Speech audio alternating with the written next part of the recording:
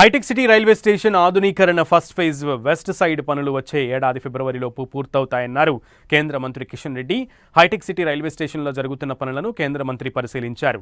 4 లిఫ్ట్లు, 2 ఎస్కలేటర్లు, ఆధునిక waiting rooms, దివ్యాంగులకు అనుకూలమైన సౌకర్యాలతో స్టేషన్లో అభివృద్ధి చేపడుతున్నామని ఆయన చెప్పారు. హైటెక్ సిటీకి ఉద్యోగులు, భవన నిర్మాణ కార్మికులు, టూరిస్టుల తాకిడి ఎక్కువగా ఉంటుందన్నారు.